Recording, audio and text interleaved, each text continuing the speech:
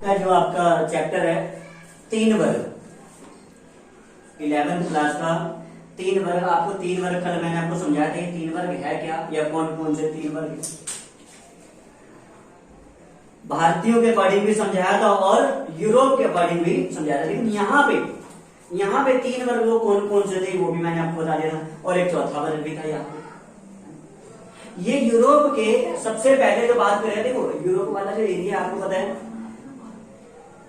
England, France, Germany, ये सब क्या है, यूरोप वाला एरिया। लेकिन यहाँ पे सबसे पहले किसके बारे में बात करेगा, फ्रांसीसी समाज के बारे में।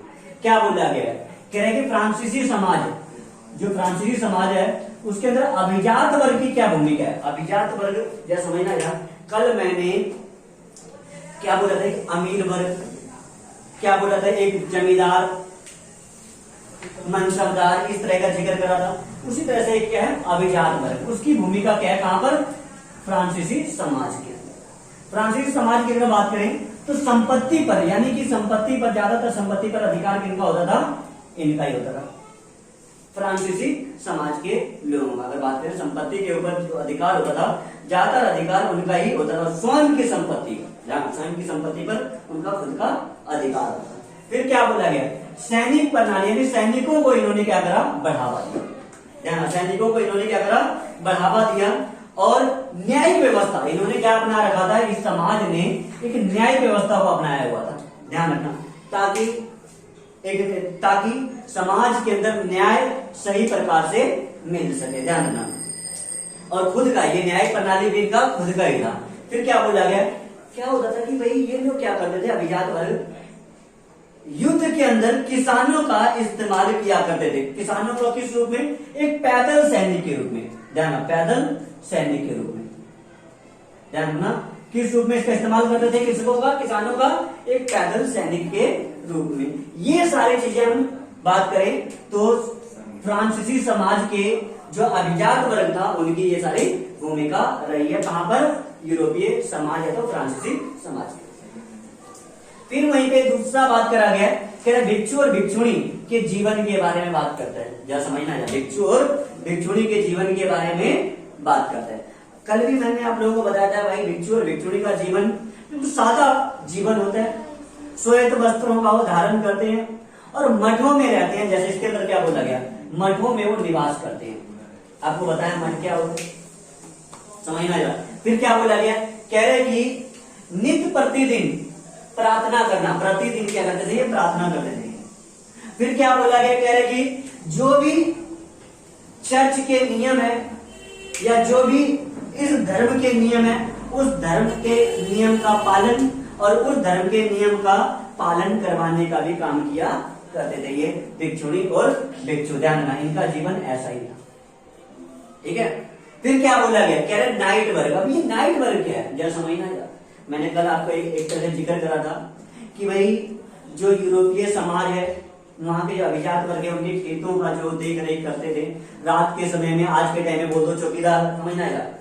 और उसको एक वर्ग मान लिया गया, नाम दे दिया गया उस चौकीदार का, नाइट वर्ग। रात के अंदर वो खेतों का, उनके महलों का देख रेख, घर द्वार का देख रेख किया करता था। ध्यान रखना, तो उनका नाम क्या दे दिया, नाइट। जरा समझना यार, इनकी भूमिका, जरा समझना है, भूमिका देख रेख करना। जैसा समझना यार, भूमि का देख रेख करना, फसलों का देख रेख करना। और युद्ध में जब कभी भी किसी से युद्ध हो जाता था तो उस समय ये जो नाइट वर्ग है, ये कहीं ना कहीं एक जैसे बात करें, सैनिकों का जुगाड़ करवा देता था। ध्यान रखना, जुगाड़ करवा देता, भाई ये व्यक्ति अच्छा है, ये युद्ध में लड़ सकता है, और उसको ले जाता था कहां पे, अभिजात वर्गों के पास, राजा के पास ले जाता था और को कहीं ना कहीं सैनिक के रूप में इस्तेमाल कर लेता था। समझ ले, सैनिकों का जुगाड़ कौन करवाया करता था, ये नाइट वर्ग। और इसके बदले, जरा समझना है, ये भूमि का देख रेख या तो इन सब के बदले जो इनको मिलता था, एक फीफ के रूप में जमीन का टुकड़ा मिलता था, ताकि वो अपना जो नाइट वर्ग है वो अपना गुजर बसर कर सके। समझ गए। आगे देखो जरा क्या बोला गया, कह रहे कि सामंतवाद और इसके किसान पर क्या प्रभाव पड़ा, यानी कि प्रभाव सामंतवाद और जो सामंतवाद यहाँ पे आप लोगों ने देखा है, अभिजात सामंत एक ही बात है। ध्यान रखना, क्या बोला गया, कह रहे कि राज्य के जितने भी भूमि है, राज्य के भूमि के ऊपर अधिकार किसका है? सामंत का। और किसानों पर क्या प्रभाव पड़ा? देखो ये समझना है, जमीनों पर अधिकार इनका है, तो किसान लोग इनके जमीन में जाकर खेती वेती किया करते थे। फिर क्या बोला गया?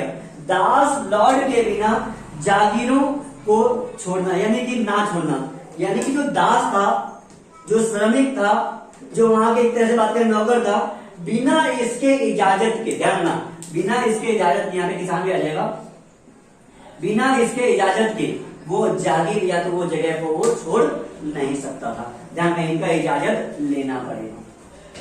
समझ गए? आगे चल करके क्या बन गया? राजा महाराजा बन गए। समझ गए? आगे जब क्या बोला गया? कह रहे कि यूरोप में कृषि संबंधित समस्याएं, कृषि संबंधित क्या क्या समस्याएं। देखो आपको पता है यूरोप के अंदर किसान हुआ करता था, खेती वेती हुआ करता था, पशुपालन, खेती या तो फिर जो भी कृषि होता था, अनाज उगाना, या जो इनके में समस्या क्या था, या समस्या कैसे समस्या क्या था कि शुरुआत में लकड़ी के हलों का प्रयोग किया करते थे। जैसे समझना, लकड़ी का हल का प्रयोग करते थे। किसी ने गांव के अंदर देखा होगा, क्या नाम है, हल जोतते हुए, तो उसके अंदर लकड़ी जो फॉल होता है ना, जो आगे का जो नोक होता है, अब तो आप लोगों ने देखा होगा लोहे का होता है, ठीक है ना, जो कि यहाँ पे आपको बताएगा। ध्यान रखना, कहां पे बताएगा? यहाँ पे बताएगा, ध्यान रखना, इस जगह पे बताएगा। तो यहाँ पे लोहे का इस्तेमाल है, लेकिन यहाँ पे ना आगे वाला जो हिस्सा जो जमीन के अंदर कुरेदता या खोदता हुआ जाएगा, उसका भी इस्तेमाल किससे किया जाएगा? लकड़ी से। तो कहीं ना कहीं समस्या है ना, ज्यादा ताकत लगना, क्या नाम है, ज्यादा अंदर तक वो हल का ना पहुंच पाने के कारण सही जमीनें उपजाऊ पर नहीं प्राप्त कर पाता था। इस तरह का इस्तेमाल क्या बोला गया? इसी वजह से क्या है? ये समस्या है। फिर क्या बोला है? लगातार कई सालों तक क्या पड़ा? अकाल पड़ा। ये सबसे बड़ी समस्या है। लगातार अकाल पड़ेगा। अकाल पड़ने का मतलब ना बारिश हो रही है, ना अगर बारिश हो गई तो खूब बारिश हुई, फसल खराब, बारिश नहीं तो खूब धूप हो गया, क्या नाम है, बारिश नहीं हुई तो ठंड बढ़ गया। एक एग्जाम्पल के लिए समझना है, रबी और खरीफ के फसलें होती है, जैसे समझना है, ठंड और गर्मी के मौसम में अलग अलग फसलें होती है। पता चले तो क्या नाम है, जो ठंड में होना है या थोड़ी सी उसको गर्मी चाहिए, पता चले खूब ठंड पड़ गया, बर्फ पड़ गई, खराब हो गया फसल। ये तो आपने सुना होगा भारत के अंदर कई बार क्या नाम है, आलू खराब होता है या तो मक्के खराब होता है। क्या होता है? बारिश के साथ साथ ओले पड़ते हैं, ओले जानवर के लिए बर्फ पड़ता है, उससे क्या होता है, दब करके, चोट लग करके, इससे क्या होता है, सारा फसलें खराब हो जाता है। एकदम से आंधी आया, फसलें खराब हो गया। जब ये खराब हो गया तो फसल तो उग नहीं पाया, एक तरह से देखा जाए तो अकाल पड़ गया। तो ये ऐसे सिलसिला कई सालों तक चलता रहा। इसी वजह से कहीं ना कहीं देखा जाए यूरोपीय समाज में कृषि से संबंधित ये सारे समस्याएं उनको सामना करना पड़ा। फिर क्या बोला गया? कह रहे कि यूरोपियों में यूरोप में किसान का संबंध कैसा था? ध्यान रखना, कह रहे कि उनकी स्थिति खराब थी, आर्थिक स्थिति काफी ज्यादा कमजोर था, लॉर्ड का ज्यादा अत्याचार था उनके ऊपर। जो लॉर्ड यानी कि लॉर्ड का यही क्या नाम है, कहा गया, सामंत, यहीं पे नहीं है सामंत, ये रहा, जैसे समझना है, अरे नहीं, हाँ ये रहा, क्या सामंत या तो फिर अभिजात, यही क्या है, लॉर्ड है, जैसे समझना है। लॉर्ड का मतलब समझना है भूमि का मालिक। अरे भाई साहब यही सब भूमि का मालिक। क्या बोला गया? कह रहे कि इसके अंदर लॉर्ड का ज्यादा अत्याचार, यानी जबरन खेती करवाना, या तो फिर खेती करवा लिया, उसके क्या नाम है, रकम नहीं दिया, या तो फिर उसके जो भी पैसे वैसे बनते हैं वो नहीं दिया, जबरदस्ती खेती करवा लिया, क्या नाम है, बुला करके ले गया, काम करवा लिया, पैसे नहीं दिया, मारपीट करके उसको भगा दिया। किस तरह का अत्याचार ये लोग। फिर क्या बोला है? कह रहे कि जो किसान थे यानी कृषक जो लोग थे, उनके स्वतंत्रता का भी क्या होने लग गया, हनन। स्वतंत्रता हनन क्या मतलब है? अगर मान लो मेरा मन नहीं है तुम्हारे खेत में काम करने का, जैसे समझना, मेरा मन नहीं है तुम्हारे खेत में काम करने का, आप क्या जबरदस्ती काम करवाओगे?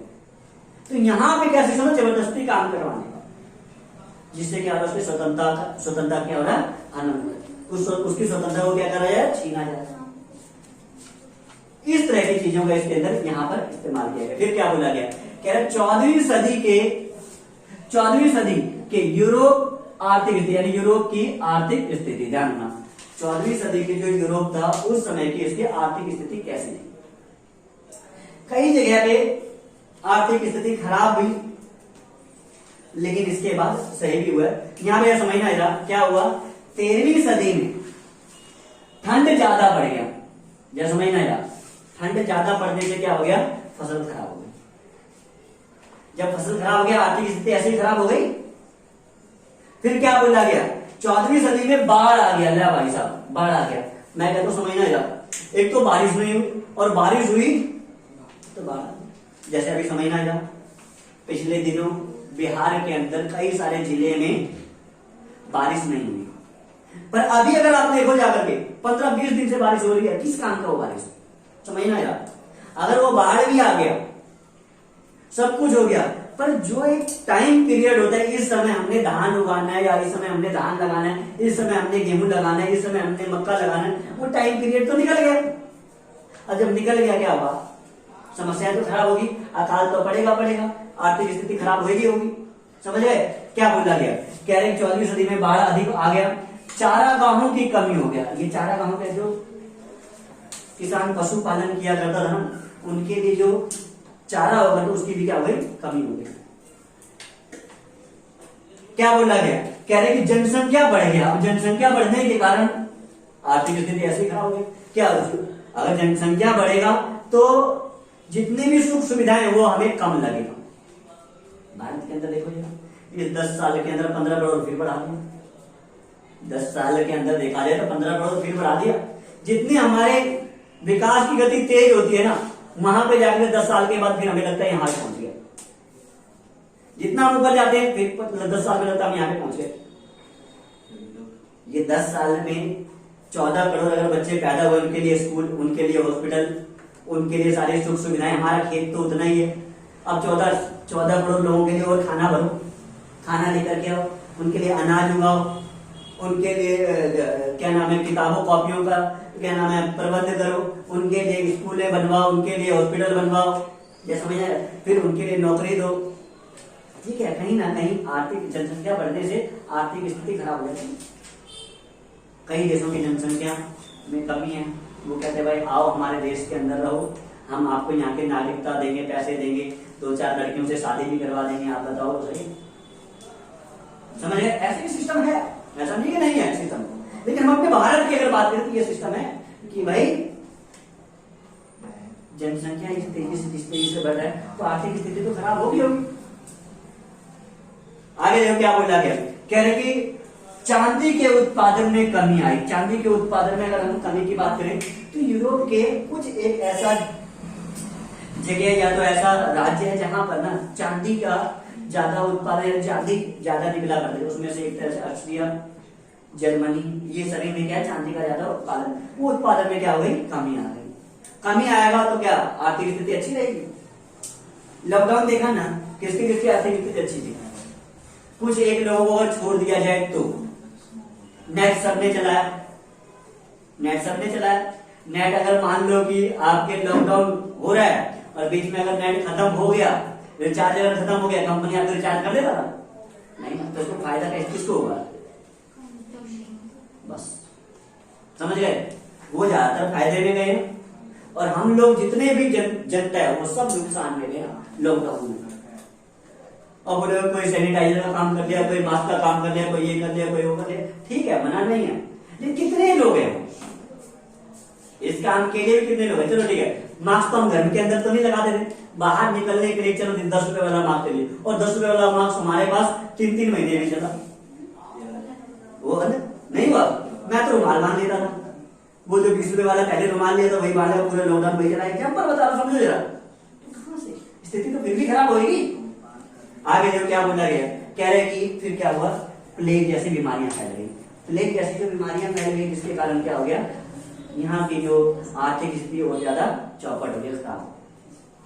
फिर क्या बोला गया, कह रहे कि सामंतवाद का पतन। ये सामंतों का क्या हो गया, पतन। सामंतों का पतन का मतलब क्या होता है, नष्ट, खत्म, अंत, समझ, कई सारे नाम है अंत। यानी कि क्या हुआ,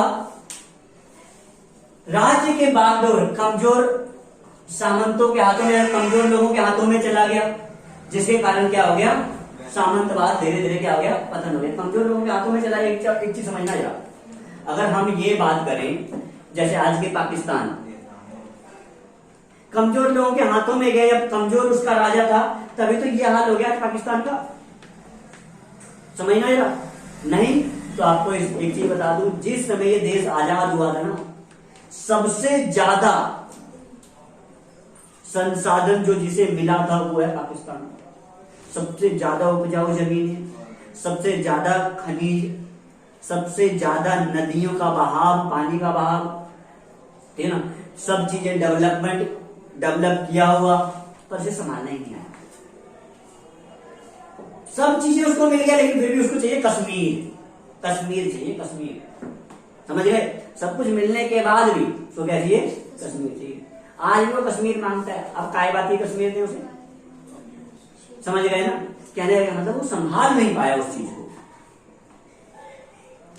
समझे? आगे देखो क्या बोला गया, कह रहे कि यूरोप की जनता जागरूक हो गई। यूरोप की जनता जाग गई, पढ़ लिख लिया, शिक्षा प्राप्त कर लिया, तो उसको ये पता लगा क्या उसका अधिकार है, क्या उसका अधिकार नहीं है, क्या कहां पर उसको रोक लगाई जाने का।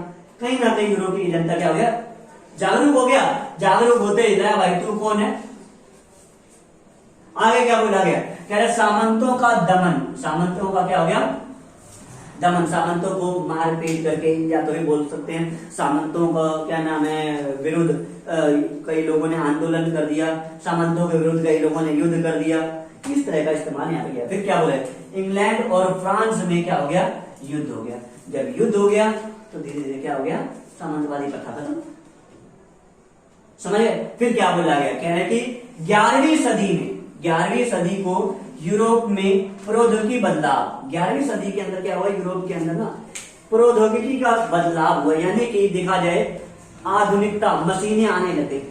जैसा समझना है, चीजों में बदलाव हुआ। आपने यहाँ पे देखा लकड़ी का हलों का प्रयोग किया गया। ये आप यहाँ पे देखोगे बदलाव क्या हुआ, लोहे का हल का प्रयोग किया गया।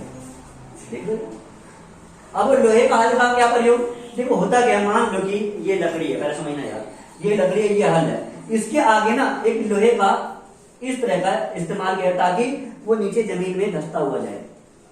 अब ये लकड़ी का इस्तेमाल किया जाता तो ये जल्दी जल्दी घिस जाता था, कहीं पे गहराई तक नहीं गया, क्या नाम है ढंग से जमीनें नहीं ऊपर जो ये बोले क्या नाम है हल ढंग से नहीं चल पाया। यहाँ पर लोहे का इस्तेमाल किया गया इसके यहाँ, तो कहीं ना कहीं देखा जाए आधुनिकता है। क्या बोला गया, कह रहे कि घोड़े के खुर में लोहे का प्रयोग, जिसे हम कहते हैं नाल का प्रयोग करना। घोड़े का जो पैर है ना, पैर चलते चलते घिस जाता था, नीचे का जो उसकी बात करें नाखून हड्डी, उसको कहते हैं खुर। निचला हिस्सा क्या हो गया? तो खुर। अब वो घिस जाता था तो जिसके अंदर लोहे का प्रयोग किया गया, जिसका नाम दिया गया नाल का प्रयोग किया गया, ताकि उसका जो पैर है वो ज्यादा जल्दी ना घिसे। समझ गए?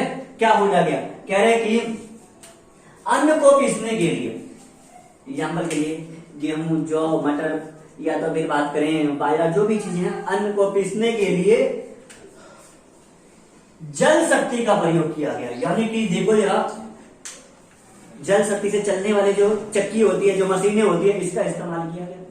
पानी से चलने वाली मशीन, आगे आने वाले 11th चैप्टर में पढ़ोगे, 10th चैप्टर में पढ़ोगे। अभी क्या बोला गया, कह रहे कि अब यहाँ पे इसी समय प्रौद्योगिकी बदलाव क्या हुआ कि चौथे वर्ग का उदय हो गया। चौथे वर्ग का उदय हो गया, जिसके अंदर चौथे वर्ग में वकील, डॉक्टर, मास्टर जी यानी टीचर, ये सभी लोगों का क्या हुआ? उदय हुआ। व्यापारी वर्ग का उदय हुआ।